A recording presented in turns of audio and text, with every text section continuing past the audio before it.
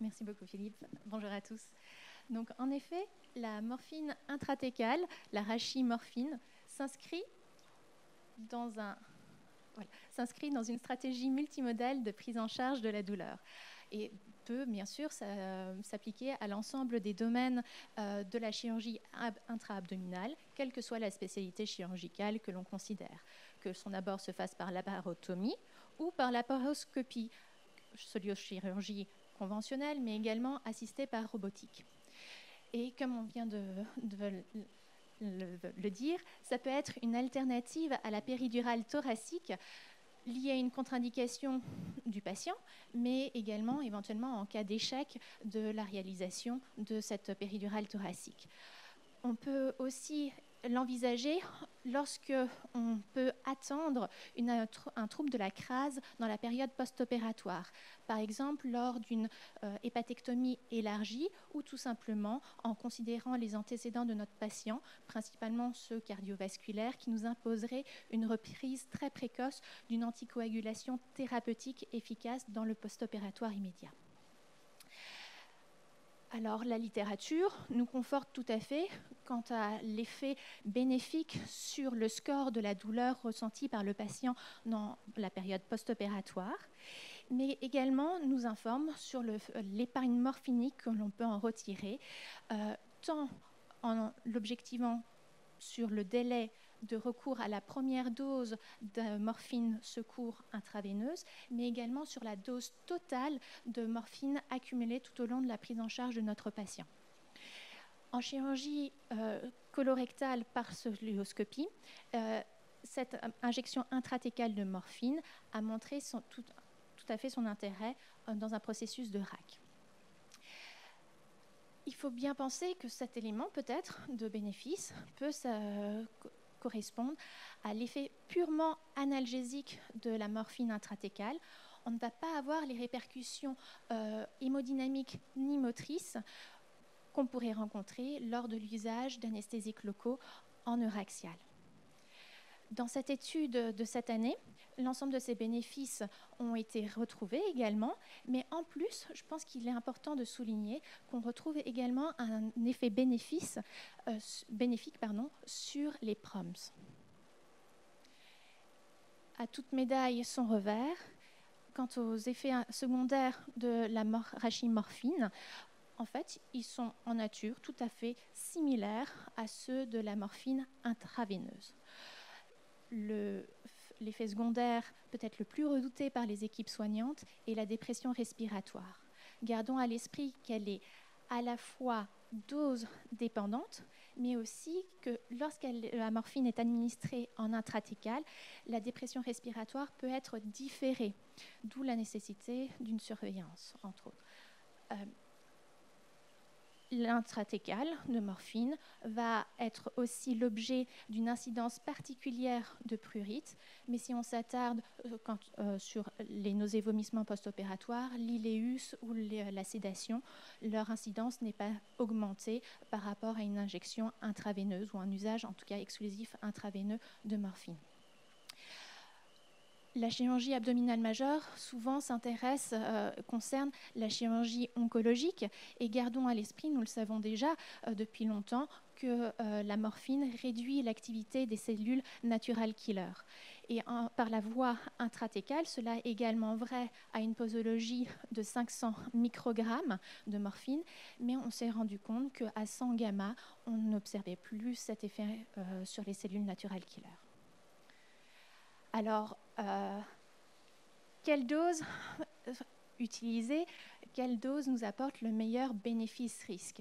La société ERAS recommande une injection intratécale de 100 à 150 microgrammes de morphine. Mais là encore, soyons prudents. On le sait, la détresse respiratoire est dose dépendante et comme vous le voyez ici, depuis longtemps, on a montré qu'en dessous de 150 gamma intratécale, le risque de dépression respiratoire est extrêmement faible. Mais soyons toujours très prudents et attentifs lorsqu'on devra recourir, en plus de l'injection intratécale de morphine, à l'utilisation de morphine, quelles que soient ses autres voies d'administration.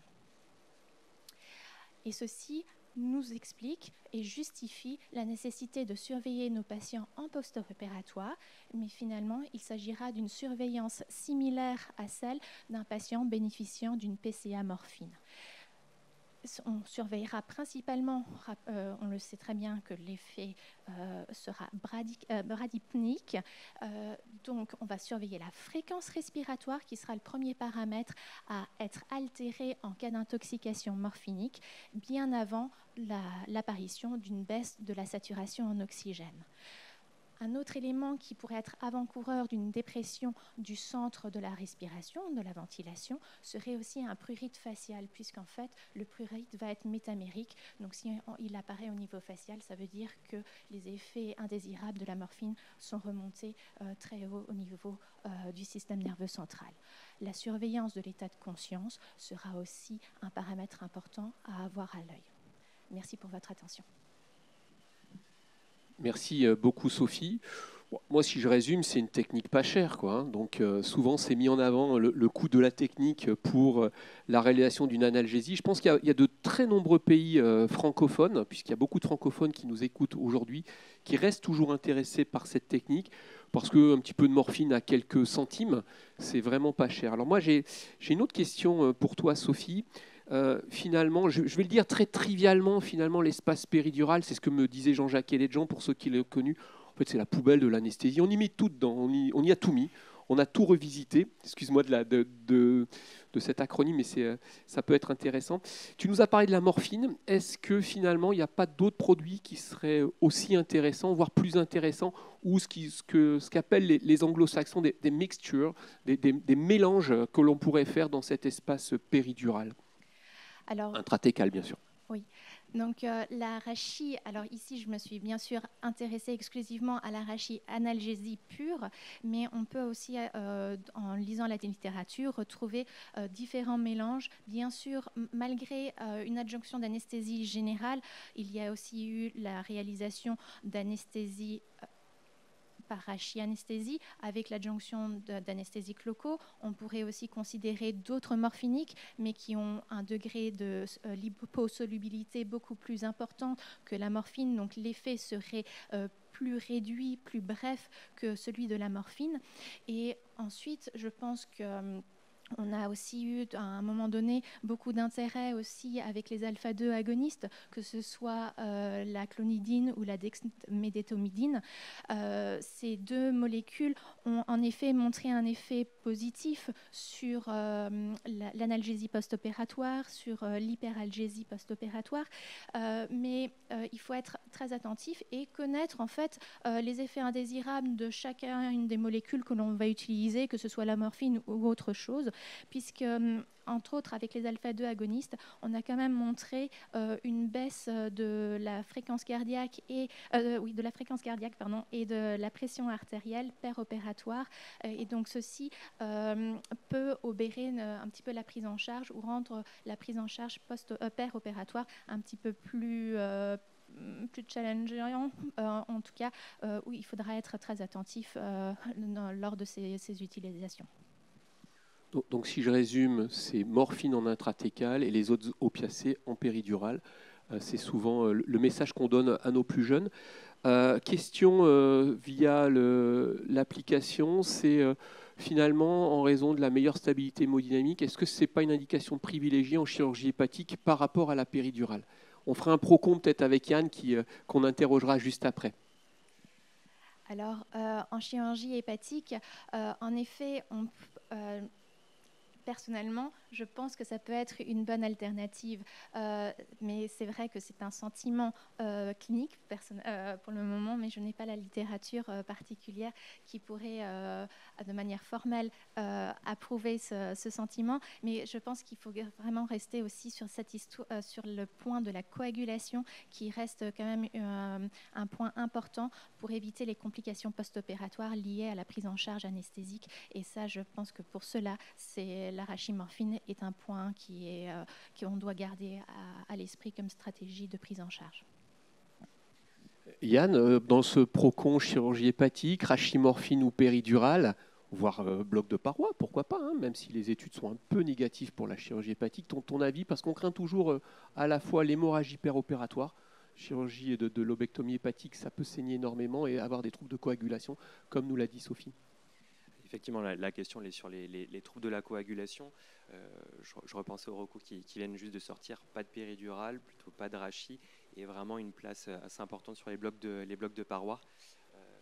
Et l'infiltration, effectivement, sur des chirurgies qui peuvent être relativement invasives, voire très invasives. Et pas forcément un réveil post-opératoire immédiat du patient si on le met en réanimation.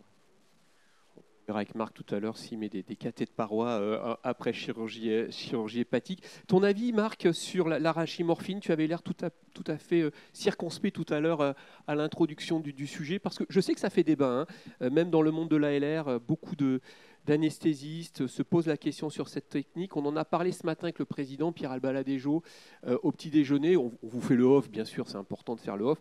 Et lui nous disait qu'en chirurgie cardiaque, c'était encore une technique qui perdurait, mais lui se posait aussi les mêmes questions. Bien sûr, mais Sophie l'a parfaitement rappelé, il y a une réflexion sur un rapport bénéfice-risque qui est importante.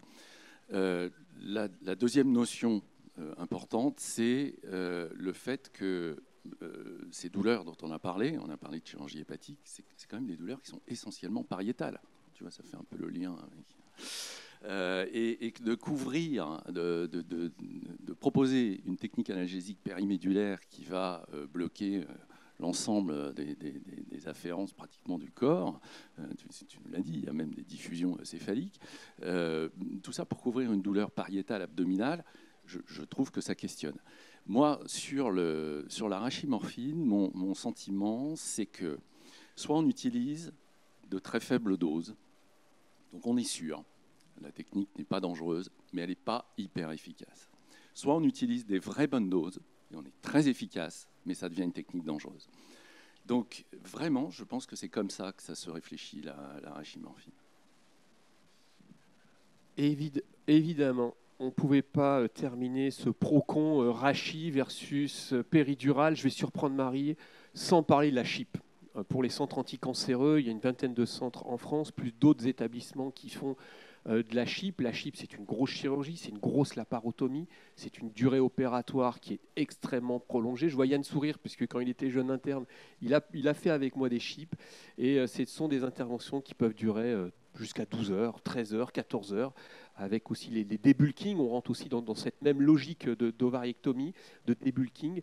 Et il y a un centre qui est quand même expert en France, c'est l'IGR. Marie, je voudrais savoir un petit peu ce que vous faites à l'IGR. On déborde un peu le temps, mais on est bien.